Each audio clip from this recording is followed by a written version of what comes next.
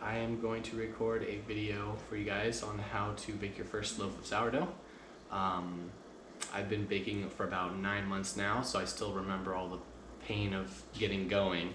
So I'm hoping maybe I can give you a few tips that will help that transition. There's obviously a lot of really good videos on YouTube already about how to bake and every aspect of it, but I will be bringing together the things that I thought were useful to learn. And I'm going to start off by giving you a bunch of general info up front so you can kind of watch that part once and go do any research you need to or want to off of what I say there, and then I'll go through the actual process, and then that will be pretty straightforward and you can just watch that part whenever you're ready to do each part of your process. So first thing I was going to cover real quick is all the stuff I use. You can definitely bake sourdough bread with less stuff, but I thought I'd bring all this up because if you go to bake your first loaf and you're missing one of these tools and you really want it, then you would have to wait till you get it. The first and most important is some sort of Dutch oven. It could just be plain cast iron, it doesn't have to be the enameled. But basically, that's probably the most important because if you want that good crust, you either need an oven that can inject steam, or you need to do something weird where you put a big pot upside down over it and then put like lava rocks with water underneath, or the best way is just some sort of really heavy cast iron vessel that you can close all the way. So it needs to have a lid. A lot of people like the ones where you can bake in the lid. This one has this like this texture, so I don't want to bake on this, so I put it in the normal base and cover it this way. But that means you have to get very close to these walls when they're super hot. So you might think about, if you do have one where you can bake in the lid, you might put it in the lid and then put the pot upside down over it. So that's definitely the most required. You're gonna need some flours. You can probably bake with just all-purpose flour or just bread flour, but I'm using some all-purpose, some whole wheat, and some dark rye flour. I found that seemed to help the sourness that I want a lot. The book I'm using actually calls for, I think, light rye, but I haven't tried light rye yet. I've only started on dark rye. You'll definitely need a kitchen scale. You gotta be pretty accurate with your measurements. I think it'd be pretty hard to make a consistent loaf without a scale, so obviously scale. You need some starter. I have these marble kind of countertops, and I don't like trying to work with the dough on them, although you can. So I got just a cheapo wooden cutting board from Target that I'm using to work with the dough on. It'd be nice if it was bigger, but definitely it seemed like wood is easier to control the dough and how sticky it is on the wood. You'll probably want some sort of, actually this is pretty not required, but I like to put some flour in here and tap it out so I get a very light, even covering of flour when I'm dusting, instead of just sprinkling with my hand, but a lot of people sprinkle with their hand, that's fine. Got a cooling rack for cooling the bread, also probably not super necessary. Some other things you'll need are a measuring cup for water and some sort of thermometer. I have like an instant read thermopen type of thing. You don't need an instant read, and you could probably bake bread without a thermometer, but you should really, and this is something my book says that I agree with, you should really think about humidity, temperature, and time as sort of additional ingredients. So just as important as the amount of flour will be the amount of time and the temperature of things. So being able to measure those is very important. One thing that I did for the first, 3 months was keep a spreadsheet of a bunch of the details of what sizes and temperatures and times things were that were involved in baking. And then you can slowly try to tweak them. The hard part is knowing what to tweak, but when you're not getting the results you want, you gotta start somewhere, and there's too many variables in bread baking to try to be able to keep all of them the same, because most people can't control like the exact humidity of their kitchen, probably aren't keeping it within a degree, or maybe they are, but too many variables is what I would say. But you can still try to eliminate the ones that you can control easily by always using the same amount of ingredients unless you want to change it, and using the same temperature water when you use water and stuff like that. Okay, got a proofing basket. These normally come with a piece of material in them, and you can proof with your dough in there on the material, and it sticks maybe a little bit less, but then you got to clean that thing every time. So what I've been doing is just flouring the inside, and I don't use the material that came with the little covering. But also you can ignore this. My first couple loaves I made just in a glass bowl with a dish towel inside, so that worked fine too. And I guess the final thing would be a razor to score, or a lom, so you can score. I scored my first couple loaves with a knife, and that worked pretty good too, so you could definitely get away without that.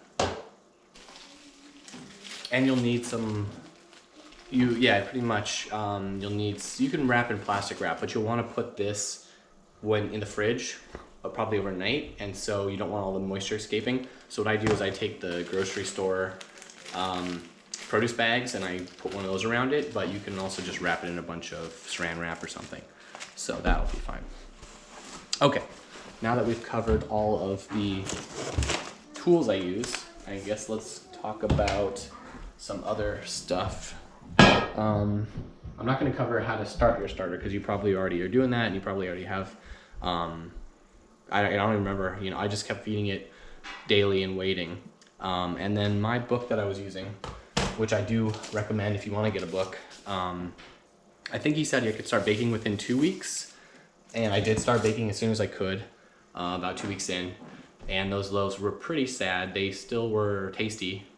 They were not super sour or super flavorful, I guess I would say. And they didn't rise much at all. Even though I added active dry yeast to them, which you don't really need once you get your starter really going. But I think I had only used a tiny amount of a packet of active dry yeast, and then I had just closed it and put it in the cupboard, which I think you can't do. You have to store it in the fridge if you open it. And so maybe my subsequent loaves could have been taller, but weren't because the active dry yeast was dead, or it could just be that my starter wasn't ready enough yet. I suggest you just start baking with it and just bake with it once a week or whenever you can until it is doing what you want. As to starter, I actually injured my starter recently. I didn't feed it for 2 weeks, and so it lost a lot of its potency, and now I just pulled it out, and I keep my starter in the fridge. I think you'll probably want to do that too, unless you're baking every day, because if you don't keep it in the fridge, you're probably feeding it every day, and that's a lot of waste basically. So what I do is I keep it in the fridge, and I take it out about once a week, and take it out the day before, feed it, and then the next day after that, while it's still sitting out, then I use it to bake, and then I feed it, and I put it back in the fridge, and that's a good way to keep it going, but not also use so much flour. Okay, I think we should try baking a loaf now. My starter, you can see I kind of mark where it was when I just finished feeding it. Your starter should be really at least doubling, and realistically it should probably at some point once it's really going, it should be tripling probably before you bake with it. So I both mean in general that it should be doubling at some point within probably 12 hours after you feed it, probably less than that maybe, but depending on temperature and whatnot, it could be 12 hours, maybe more. And you should try to bake with it within about 2 hours of its peak, either before it peaks or after it peaks, so like an hour on each side. This one's actually past its peak, so it's not going to be an amazing loaf, but it's fine to bake with it when it's somewhat past or somewhat too early. And the book I have actually has you add a little bit of active dry yeast, which I think is just to boost the size of the loaf because it will produce more gas. But mostly I don't use that, but I am going to use some today because my starter is past its peak. I think I mentioned, whether or not I mentioned it, I almost I injured my starter, you might say, by not feeding it. I tried to use it for bread and then put it back in the fridge without feeding it to see if I could get away with that, and the answer was no. It needs to be fed probably at least once a week, even in the fridge. You could make it 2 weeks, but then once you take it out, you're going to need to feed it and let it sit out, and feed it and let it sit out a couple days to get it back in shape. So I'm only on day 2 of that. So this is not going to be the best loaf ever, but it'll still demonstrate all the purposes of the things we're doing and whatnot. Oh, we should talk about hydration. So you probably have seen, you know, this weird baker's percentages of things. Most bread recipes and dealing with bread baking in general, you'll talk about like 100% hydration or 80% hydration, and basically they just measure everything based off of the amount of flour. So if you have, you know, 100 grams of flour, then if you were adding 100 grams of water, that'd be 100% hydration. Whereas if you have 100 grams of flour and you only are adding 80 grams of water, then that's an 80% hydration dough. A lot of people do keep their starter at around 100%, which I am interested in trying, but I read that I could get more sour flavor by keeping it at lower hydration. And the book itself, they use 80% hydration starter. So that's what I've been using for a long time. And I actually just tried to bump this up to 90% last night, which is maybe why it's past its peak already. It might peak earlier with more warm water. That would make a lot of sense. So, okay, let's do some measuring and baking. I've got this glass bowl, and I'm just gonna start what I do. So what I'm gonna do is, the first step is an autolyse, which is just getting the rest of the water and flour that you're gonna be using for your loaf, getting them together so that the flour will all be hydrated. Because you can actually have, you know, you mix flour and water and it looks mixed up, but there are little amounts of, not pockets, not bubbles of flour, but just the flour itself isn't fully wet yet, I guess. So I think this is gonna get that going. So what we're gonna do is, we're just gonna mix some flours. So I'm gonna do 295 grams, no, I'm gonna go for 354 grams of white flour. Each of these scoopers is about 100 grams, but you definitely want to be pretty precise. So I'm going to make sure it's where it should be. So 354.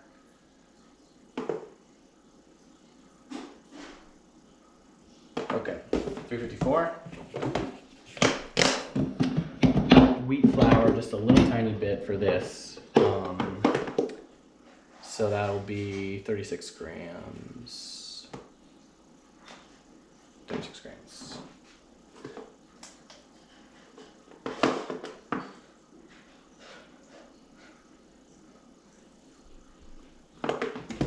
grams. of wheat flour. And then, as I mentioned, I'm using some Bob's Red Mill rye, dark rye flour. And this seemed to really boost the flavor in my bread. So I can't say for sure. It could have just been that the starter was finally ready to use, but I think that this had a lot to do with it. So you might get some sort of rye flour, dark or light, at some point and try it. It will also make your dough a lot more sticky, and sourdough bread is already pretty sticky, so that's not the greatest part, but you know, it's fun. Okay, so we want 90 grams of this.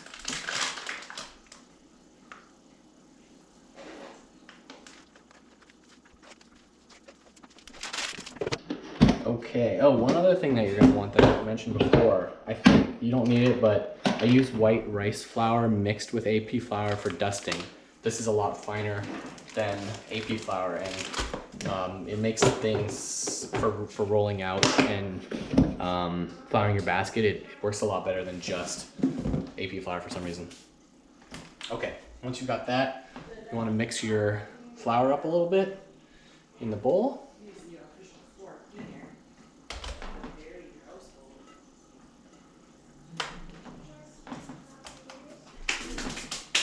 And then you need to add to that 354 grams of 90 to 95 degree water. So here's where your temperature probe comes in. This needs to be a little bit warmer.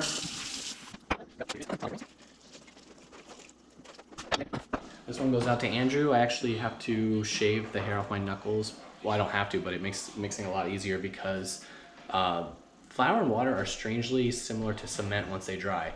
So if you're mixing and then it gets a little bit in your hand and you wash it off and you don't get all of it, there's like a little chunk stuck, that when it dries will turn into cement. Okay, here we are back after 30 minutes. You can see the dough is just, you know, dough. Nothing really that interesting about it. And now we are going to do the final mix to make the loaf. So pretty much what we need to do is add salt, the starter, and some yeast. I'm just using some Morton sea salt. I haven't tried any other fancier salt. I don't think it will really make much difference. And for yeast, I just have some Kroger fast rise yeast. Okay, so first things first, we need to put in 216 grams of starter or levain. Again, this starter is pretty sad right now, so it's not going to be a super impressive loaf, but sometimes it happens. What I do is wet my hand a little bit, shake it off to try to prevent a little bit of sticking, although stuff is obviously super sticky. And then I'll just scoop some in.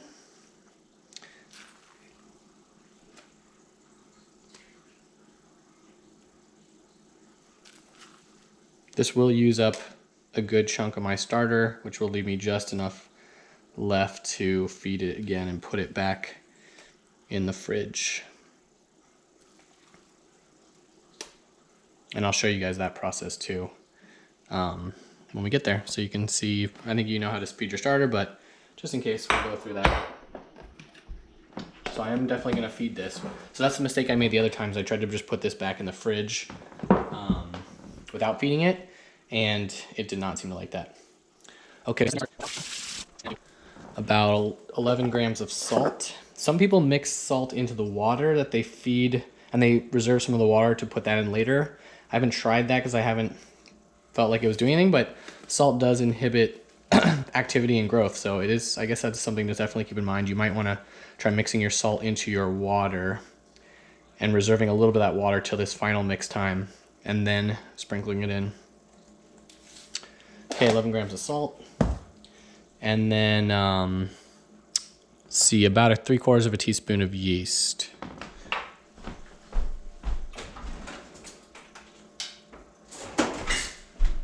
Is that right? Let me double check that. No, that's not right. About 1/4 of a teaspoon of yeast.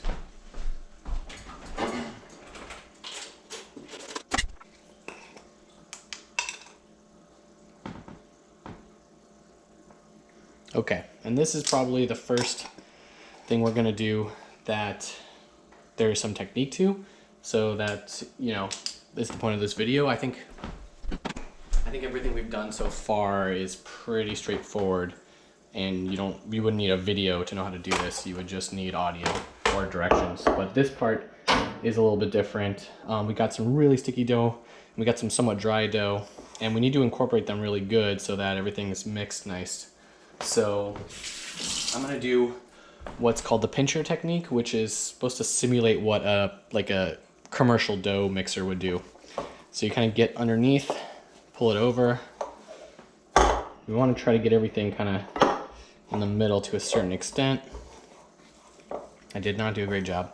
Now what I'm doing is I'm gonna pinch off little like cylinders of dough, and this pinching action is what is similar to a commercial dough mixer. And then I'm gonna regather it, fold it over on itself, and then start again. Probably do this for about 5 minutes or so, maybe. You'll start to feel, this is the point of doing this with bare hands versus like wearing gloves or something.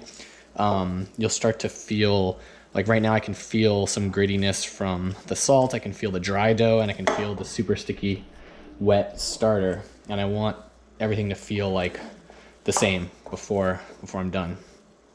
Now it's it may be possible to overmix this too, I'm not sure. You can definitely do too much after this point and build too much gluten. And then you'll have, you know, your bread, final texture of your bread won't be as pleasing with like a nice open crumb.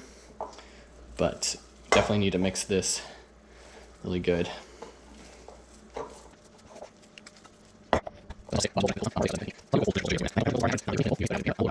Okay, so it's starting to feel a lot more like one cohesive whole. So we're kind of getting there.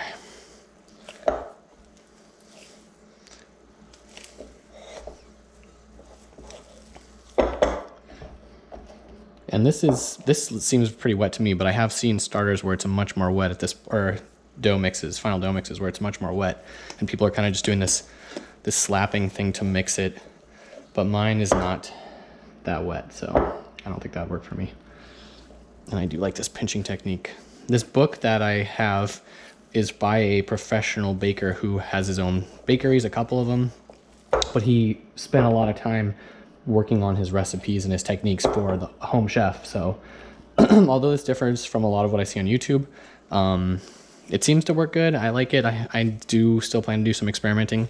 I'm constantly experimenting with bread stuff. Like I just tried to get the starter to be, I just made my starter 90% hydration last night versus what I normally go at 80%, which I think is probably part of the problem I'm having today with it not being, I think it's well over its peak. So we'll see how this bread goes. But yeah, I think it's, you know, for the first year or two, probably you could always be doing experiments every time if you wanted. Okay, so that's kind of what I'm looking for. It's mostly the texture. It feels like it's completely mixed. You can see how it doesn't look like that much dough, but this will be, you know, filling this bowl with, once it has gas inside of it. Okay, so pretty much now we are going to do a series of 4 stretch and folds, which will help build the gluten structure, but we need to let this, you know, rest now so that it can all mix and the yeast can start working, doing their thing and making gas. So I'm gonna put this away for another 30 minutes, and what I'm gonna do now is we're gonna be doing 4 stretch and folds once every 30 minutes. So the first 2 hours will be every 30 minutes messing with it, and then it'll just sit for quite a while. All right, see you guys in a bit. Okay, I forgot I had mentioned we were gonna feed the starter right after as well, which is definitely important. So let's talk about starters for a sec. You want your, actually let's talk about timing. And I guess I'll go over the whole timing of baking and maybe put this at the beginning. But anyways, timing of baking is a little bit tricky. What I've been doing, and you're gonna have to try, basically start at somewhere, maybe start with what I say, but then you'll have to tweak it for your environment.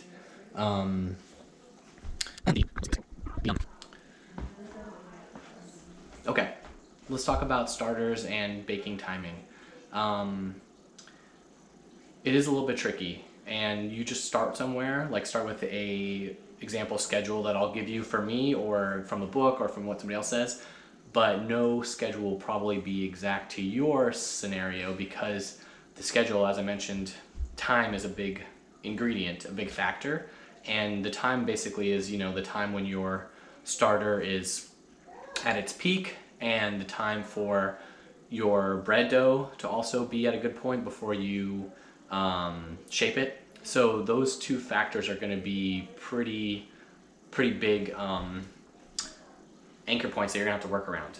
And so what I do is I feed my starter, so I take my starter out of the fridge, probably take it out, and this part isn't as critical, but probably take it out right now in the morning, so maybe 9 a.m. take it out, and then just let it sit out. You can take it out later, and then I feed it at night. So basically I want it to warm up some, want it to come to room temperature, so probably I can take it out at 5 p.m. Let it come up to room temp, and then at night I feed it at, see, I'm messing with this right now. Last night I fed it around 9 p.m. Because I know it's slow right now, so I want to give it basically 12 hours. Now, it peaked well before I was ready today, so I should have probably fed it at like 11 p.m. Or maybe midnight, which maybe that doesn't work for your schedule, so you have to figure out how you can feed it such that when it's at its peak 8 to 12 hours later, that's when you can start shaping a loaf or start mixing a loaf. So it is tricky. So anyways, back to my what I'm trying to do. Take it out, feed it at 10 p.m. let's say. Next morning, 9 a.m., do what we're doing right now, which is mixing the loaf. And then if I started that at 9 a.m. or 8 a.m., then probably about 5 p.m. The loaf will be ready to shape. So you have to calculate those hours there and figure out when it's going to work for you, such that you can mess with your dough when it needs to be shaped and when you're first mixing it and when you're feeding your starter. Okay, so 5 p.m. about, it should be 2 or 3 times in size, the loaf, the dough, the final mix for the loaf. Then I'll take it out and shape it. Then it's going to lose a lot of its size because shaping it lets a lot of the gases escape. So then I'll let it rest on the bench for another 2 hours or so, and it will gain some more size, and then I'll throw it in the proofing basket. That will go in the fridge overnight. The purpose of that is to let it have time at cold temperature where it's not expanding in size, it's mostly staying put, but it's building flavor while it's sitting there. I don't think it's critical. I think you could bake like an hour or 2 after that instead of putting it in the fridge. So maybe, you may have to do that if you don't have sort of what feels like 3 days to make a loaf. 3 days is not a lot of time, but 3 days, but over the course of 3 days. So I will let it sit overnight in the fridge from, I'm changing my variables, but it should not sit in the fridge for more than 12 hours because it is doing some stuff in there, and it will overproof. And then when you go to put it in the, when you go to bake it, it will deflate and it'll be really sad. And that has happened to me before. But yeah, so my current schedule is, which now that I'm saying it out loud, I realize I probably need to alter some things because I have too much time in there. But I feed the night before. Now let's feed the starter, in case there's anything there that you want to see.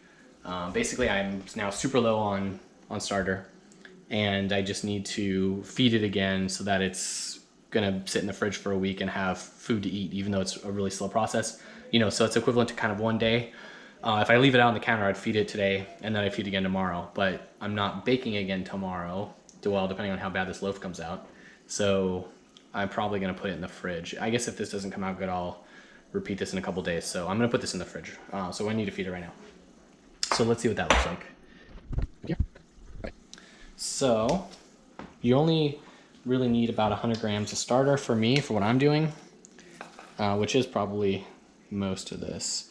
Now, when you feed it and you're not baking, obviously you do have extra, and I hope you guys know that there is a bunch of stuff you can do.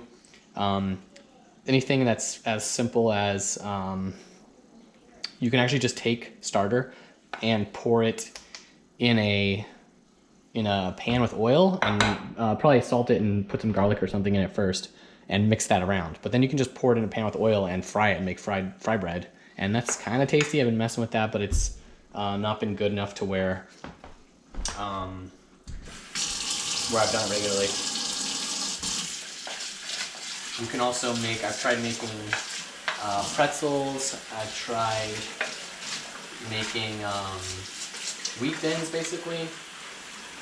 You can make pancakes. So if you feel bad about wasting starter, then there are a lot of things you can do with it, and you should try some. But at the same time, if you calculate how much,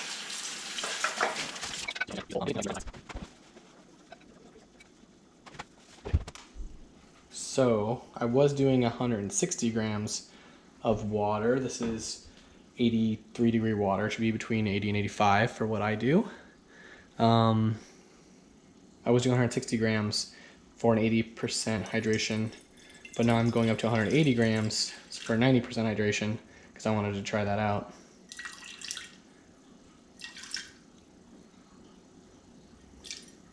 And I think the starter is a lot less critical that the measurements be exact, but